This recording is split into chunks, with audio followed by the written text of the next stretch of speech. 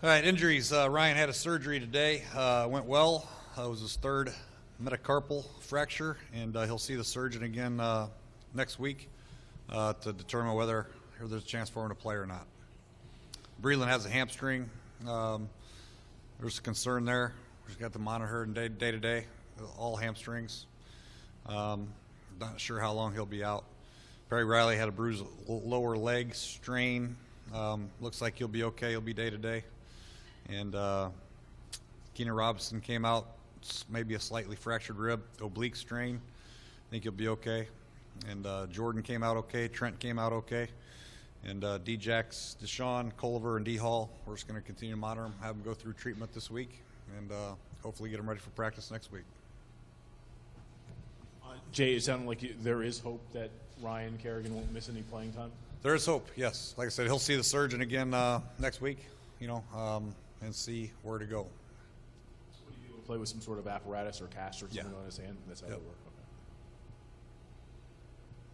Okay. So, did you like that? Yeah, liked it a lot. It was a good performance by a lot of guys.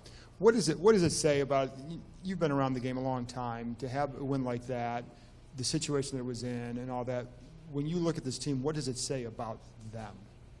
Well, it shows their character. You have to have strong character and will to come back from something like that, to get your teeth knocked in for a whole quarter, a little bit over a quarter. I think it was, like I said, 230 yards to 20. It was total domination by them. It was a great plan by them coming out, and we took the punches and came out swinging in the second half and made it a game, and obviously got the victory. It was a great sign of resilience for our guys, and them sticking together. It was nice. Second week in a row, the rushing game really hasn't got going. It seemed like Kirk was able to pick up a lot of that, and obviously you guys were behind. But any factors you see there on the running side? No, unfortunately. They just have some big bodies in there. Gerald McCoy and did a nice job in there, and their linebackers are fast flowers, and we just didn't get very many good looks. Unfortunately, we tried a couple outside zones, we tried some gap runs, we tried a couple counters, and they did a nice job stopping them. Jay, just kind of feeding off the run game, you guys didn't, even though you didn't have the success, at least you kept trying to pound it. Even on that first touchdown drive, Alfred got the -2 to start that drive. How important was that in setting up and keeping up play action throughout the game, the boots, and then even a little read option sprinkled in? Yeah, it's important. It's important for us to have that element of our game in there, even if the running game isn't successful like we want it to be, obviously.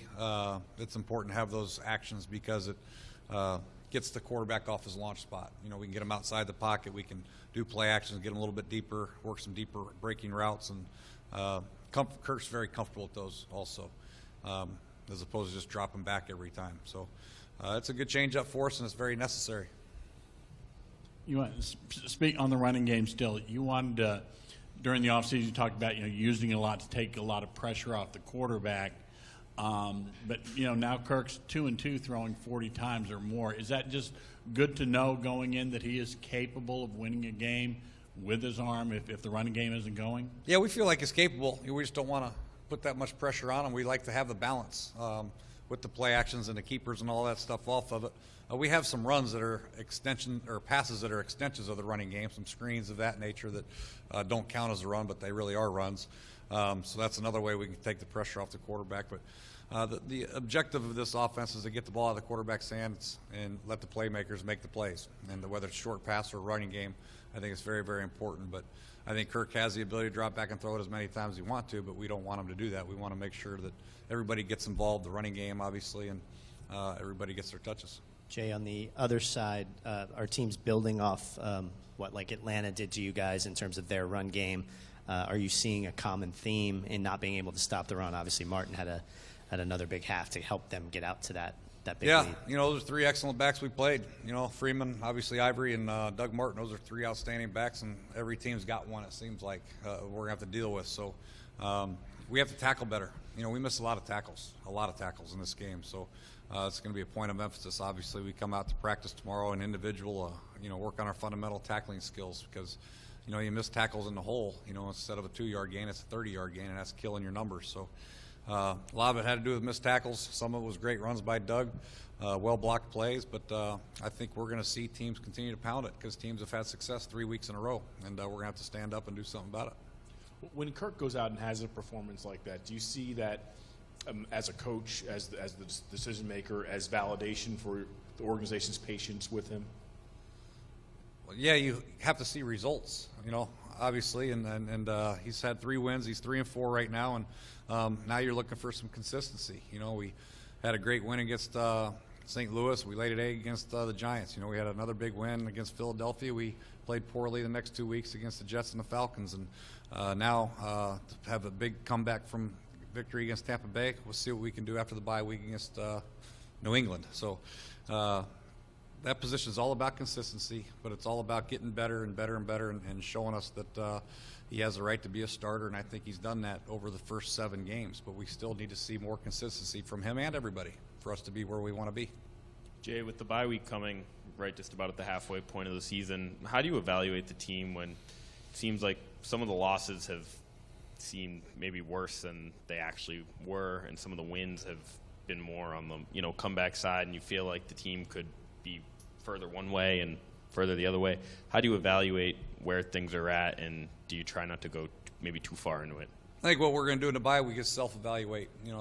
Coaches, we're going to do a lot of self-scout, what we're doing, personnel packages, where we can improve our football team, what areas we need to improve the most on, whether it's third down conversions, red zone, our first down play calling, our red zone defense, our third down defense, all that stuff. But, as a whole, I look at our first 7 games and we're 3-4, and that's where we are. And that we could be better in certain areas, obviously. We could be worse. But, I like to see the progress that we're making. I like to see the attitude the players have. I like to see the resilience, the ability to come from behind, to not let the outside forces, get in their way of their production, and not have any problems with them on the field. So I think, we got a long way to go, obviously, but I think there's progress being made, and I think we can make a lot more progress, after the self-scout, get these guys healthy, get some of our guys back, Culliver, Deshaun, obviously be huge, get D'Angelo Hall back possibly. Obviously having Jordan Reed back was huge for us, and Trent. So I think there's a lot of positives we can build off of, and we have to clean up some of the things we need to clean up.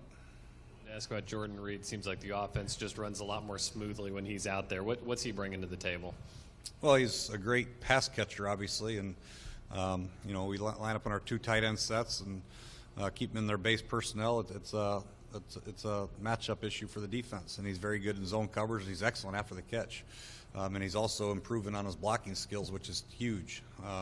So the defense can't just count him as a receiver all the time, So I think his game is coming a long way from training camp from last year to this year. I think he's understanding the route concepts. His route discipline is getting much better. He means a lot to this offense. We get formations, we get tells on what the coverages are with him, and he's a major weapon for this offense, and he's obviously you can see the production that he has.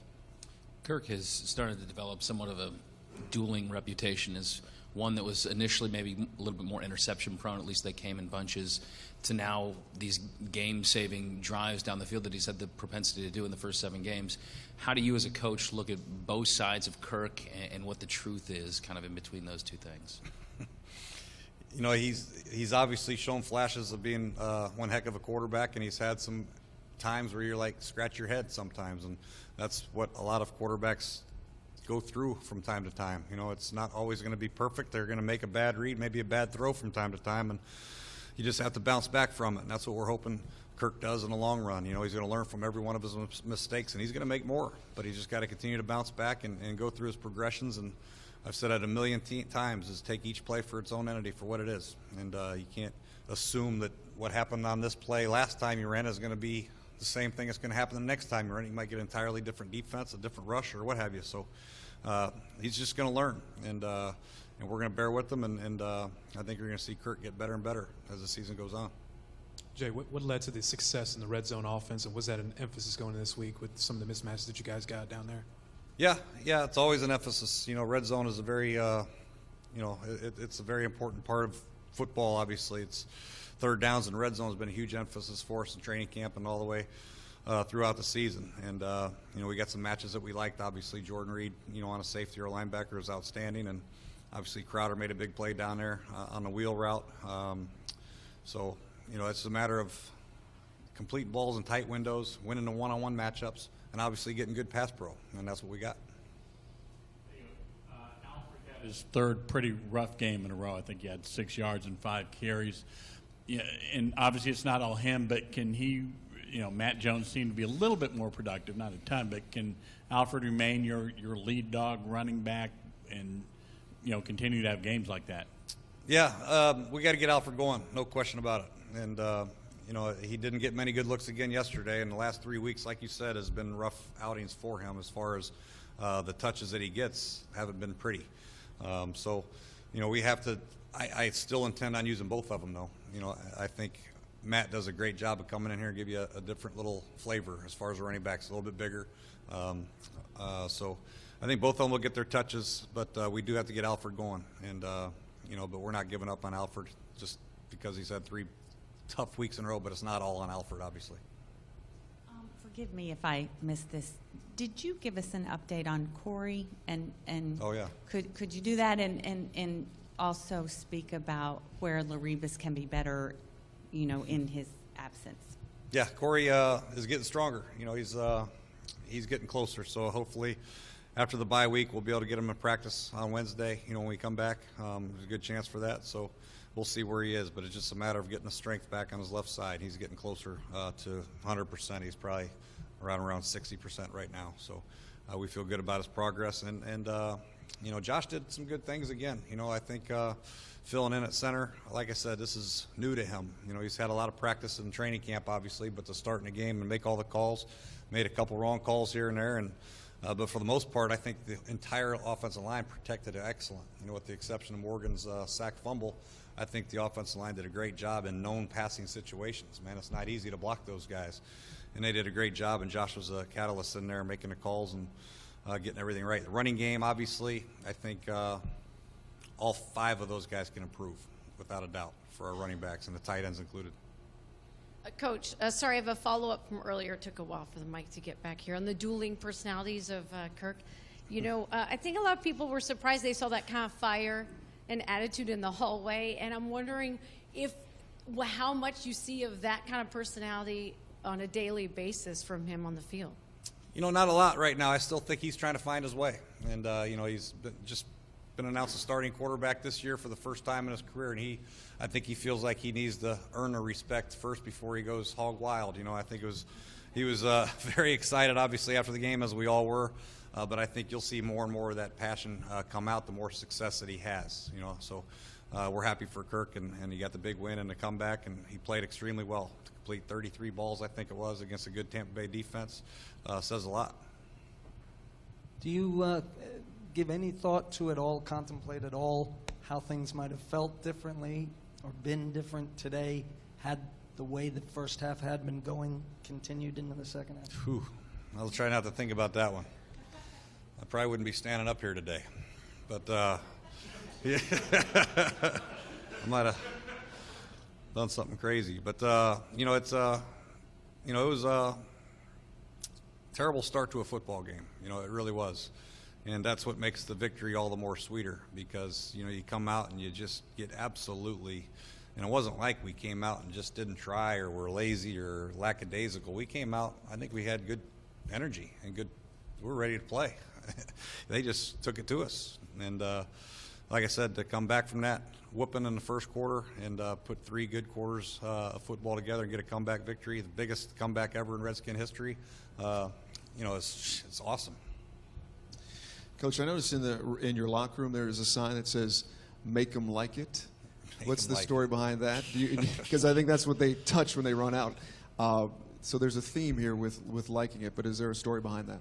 I think it's just we want to do things our way. We're going to make them like it. I think one of our defensive linemen, Chris Baker, Terrence Knighton came up with that, one of them. And Paul Kelly put it up there. So it's kind of our slogan once we started running the ball extremely well and pounding it and, just make them like it.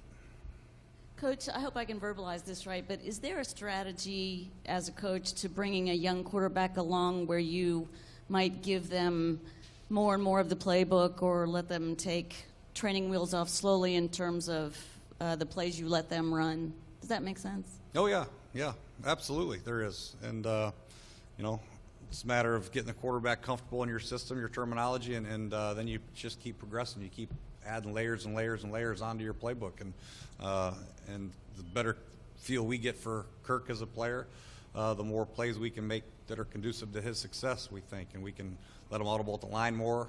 He's a smart kid. He can handle a lot of football, man. He loves it. He's a gym rat. He's in the office all the time, and I think we can add more to it. But you don't want to just throw everything out there in his first year as a starter. You build up to that, and he's coming along at a good pace. Jay, on the onside kickoff, you had obviously had some momentum, 24-14, and I know you guys, I guess, saw something on tape or whatever that set that up. But if that backfires at that point, you kind of rob some of that momentum. How much of that thought process, when you have to make a decision that quick, goes into your head about potentially robbing any momentum you had already built? Yeah, a lot. It's a risky call, I guess, but I just felt like the look was so good there that we practiced it. And I hate practicing plays like that out here and never calling them. You have to call them. You have to, you got to show the courage. The team has to see it. I think the team was excited for it. If it doesn't work, we prepped our defense up. Hey, we're going to do this. If it doesn't work, be ready for a sudden change. We're going to, they're going to have good field position. You got to get a stop. And so the defense was ready for it. Joe Barry was ready for it. If it didn't work, I had faith in the defense that we could get the ball back anyway. But the look was great. Hopkins did an excellent job during practice of executing that kick. Staying on sides, was very, very important, and the coaches did a good job of making sure they did that, and the execution was nice. So in my mind, if you have faith in your defense, there's really not a lot of risk other than a few yards of field position, and the look was too good to pass up. Thanks, Coach. Thank you.